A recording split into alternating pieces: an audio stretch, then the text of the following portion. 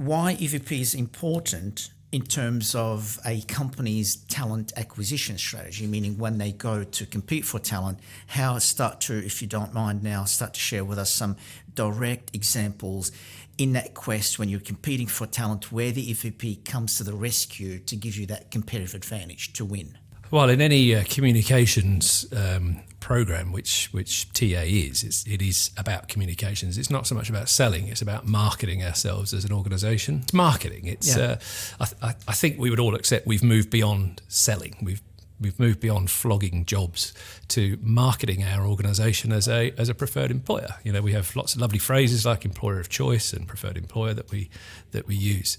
The EVP is the evidence behind that. So how this helps TA is that it gives us the vernacular and the communication dialogue that we think will most engage our given audience. So hopefully when we approach TA, and certainly when we approach EVP, we do a lot of research into what people want, what's missing from their lives, what's missing in the marketplace, what's attractive about us as an employer, what's unattractive about us, what we need to fix. Let's go and fix it. So we end up after an EVP project with a reasonably sellable and marketable employee value proposition. We're pretty sure that when we tell people we're good, that we are good at all points in our organisation. It's almost like when you're trying to market a product and you need all these different assets. You need a bunch of images, you need a video, you need some text, because depending on where you're going to market it, the medium requires different kind of assets, technically speaking, video, text, etc. And all that has to come from that one single pool of think tank when it's all flushed out and the business agrees on really what the product is and the value proposition of that product to the consumer. And therefore, all the marketing people start to pick from that pool to build those relevant assets that they need or repurpose them for that particular medium or something. That becomes that knowledge pool. So what you were saying there is that a product, in marketing terms, a product or a service is generally designed to fill a gap in the market. The last thing you would want to do is present a product that is identical to someone else and less quality and more expensive. You are destined to failure. So we look for gaps in the market when we're presenting products through marketing. We do the same in TA. We are presenting communications that fill gaps in people's lives. You may be working for a company that doesn't appreciate you. You may be working for a company that has a poor social conscience. You may be working for a company that has become arrogant in its treatment of its employees. You may be working for a company that's lost its way. The gap that we fill is this sense of purpose and relevance and value to people. And if we've done our homework well enough and we can present the evidence that we can offer this to employees, then we go and market that.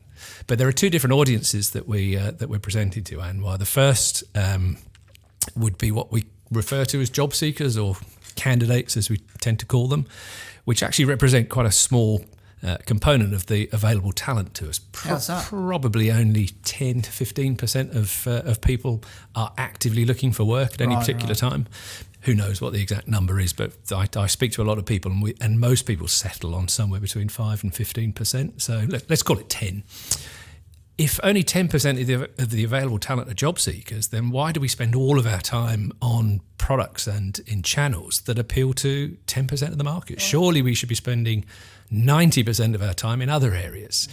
Now, the reason why we... to explain it to someone, what you're saying is when you advertise on a job board, that job board is typically people come to it when they're looking for work. Probably only going to 10%. Active. Yeah, probably only going to 10% of your available talent. Now, in very broad terms, of course. I'm not maligning job boards' relevance. Don't they notify their people, even if they're not looking for work, an email pops up and says, hey, you have a match, something you could be interested in? They do that these days. So does that improve the numbers a little bit? Yeah. Or I'm mostly? I'm sure that extends the numbers somewhat, but still in that. But the research we have and the research we read and see is that it appeals to a certain sector, to a limited amount of your available audience. I've said that. Yeah, so if these people aren't job seekers, it demands that we go to other channels to reach them, non-job seeking channels. Now, to do that, the chances are that we're going to have to reach them with our message several times, probably 4, 5, 6, 7 times before it settles on them and agrees with them and penetrates their psyche enough to think, jeepers, there may be something here that's better than what I've currently got. So that's when we refer to marketing. I think that's when selling jobs becomes marketing an organization, when you are trying to convince someone that hasn't already nominated themselves to be part of your assessment process, which is the definition of the word candidate. So one of the recommendations we make is that we stop calling people candidates until they actually apply for our roles. Got it. Before that, they are just regular folks going about their everyday business. Just to recap, Mike, if I may, why EVP is important for companies' talent acquisition strategies. Summarize it for me in 20 seconds if you can. Okay. Well, it gives us the reasons and the words and the phrases and the pictures and the images that we can use in our employer branding campaigns. Then the ones that we know from research will resonate with our given audiences. Across any channel.